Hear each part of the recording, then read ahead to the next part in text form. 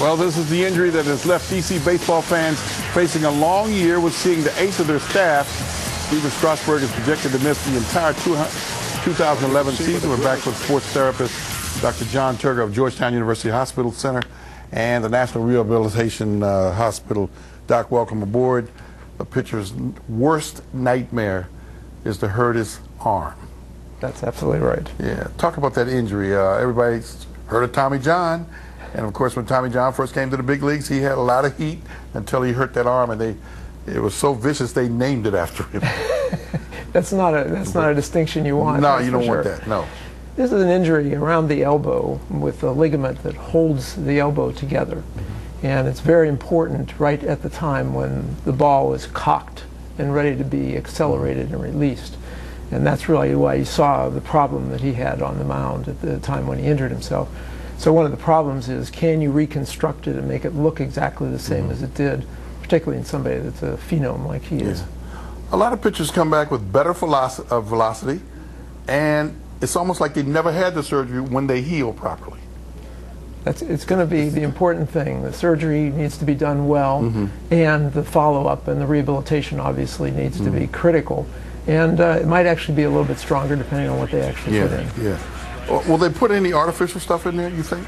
I don't know what they're going to do. It can be either from the player, taking a tendon from another source, or it can be outside. Sometimes the graft is stronger and faster if it comes from the player. All right. Rob Dibble, ex-Major League pitcher, said that Strasburg was soft and he should be able to play through the pain. Now, he didn't know the diagnosis of the injury at first, and Dibble should know better. It was stupid to say something like that. What do you think? It's always tough when you don't know, and sometimes too people will look like they should be able to play, but they're really injured. Right. Talk about the rehab process. What's he going to have to go through? It'd be a long process, and the biggest deal is trying to make sure it heals well and that it doesn't overstretch, because he's going to need that to offer the stability at his elbow. So we're really looking somewhere between 12 to 18 months to get back. Could be anywhere from 4 to 6 months for him to actually start throwing the ball, pitching, and really it'll be as he moves through and as he's monitored. That's how we'll really know what he's going to do. Do you think that he'll be able to pitch next season? They project him not to pitch at all next season. We have to sit out a whole year? Well, at least a year, and some people up to 18 months. And it really depends when the surgeon gets in there and can actually see what's going on. They'll probably give a better view of what will happen. Okay, here's worst case scenario. He may never pitch again. Is that possible? Everything's possible, but I think in a young person like this, in really good hands, I actually know Dr. Yoakum, I think in good hands he should do well. Yeah. Well, he's got a lot of torque coming out of that big body of his. I kind of diagnosed it in my amateur way. He seemed like that pitch, he was trying to hold back on the pitch, and it was almost like, oops, I didn't want to throw that. And because the ball tailed outside.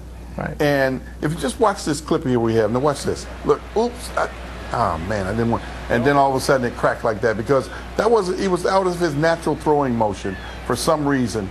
And you can see in his eyes, and being a catcher, and I'm looking at him saying, I don't think I want to throw that pitch, And of course his arm just exploded, Well, that's the problem, and the problem was that it probably gave way right before he accelerated, and so he just didn't have any oomph. Do you think he could have held back on that? I mean, you think he could have held back and that could have done it, or sometime you look at a pitch and say, well, let me just go ahead and throw it away. It's just a wild pitch. I think he was just injured, and I think that was one of the problems is with that acceleration, he just couldn't do it. All right, let's talk about mentally. Kids, man, he's getting paid a lot of money. And the first thing they say is they almost start blaming themselves for the injury. He's got to come through right between his ears. He's got to make sure. Now, he could talk all about all this, and well, I'm getting great, care and this, that, and the other. But again, right up here, when you're sitting by yourself in that rehab, trying to work hours, and you're sweating, and the doc pushing you through physical therapy, then you're saying, man, I got hurt. I'm getting all this money. People are looking at me like I'm crazy. So it's a lot of mental stuff. There's a lot of mental stuff, and also one of the problems with young players, with all players, is they want to get back. Right. So one of the problems is sometimes they can push a little bit too hard. So you really will need to be monitored carefully in terms of what he actually does, and instead of having somebody say do it 10 times and they do it 100 times, really have him do it 10 times until they're sure that it's healed. Do doctors have different ways of rehabbing guys? What would be your rehab for him after you finish surgery? Well, the thing is that first of all, it has to rest because it has to take, the graft has to take. Once that's the case, then we need to reestablish the motion of the elbow to make sure it actually moves correctly, then working for strengthening through a range, and then getting stronger and stronger and accelerating so that he can actually get that power back to make that good throw. Doc, good information. Good. Thanks, buddy. Thanks for coming on. My pleasure. And heal them. Keep healing, folks. Okay.